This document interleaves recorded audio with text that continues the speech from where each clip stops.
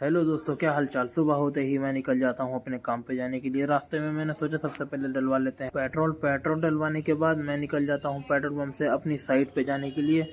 फिर रास्ते में देखा बहुत ही प्यारा मौसम हो रहा था, अच्छा मौसम हो रहा है, सुबह के बज रहे हैं क्योंकि 10। फिर मैं पहुँच गया अपनी साइट पर। साइट पर पहुँचने के बाद मैंने सबसे पहले जाकर के देखा क्या काम चल रहा है। वहाँ पे चल रहा था सीलिंग का काम, यानी कि सीलिंग 1-2 दिन में हमारी ऊपर की फाइनली हो जाएगी, ये वाली भी। फिर उसके बाद मैं बैठ गया, थोड़ा सा काम किया मैंने। काम करने के बाद फिर मैं निकल गया वहाँ से अपने घर आने के लिए।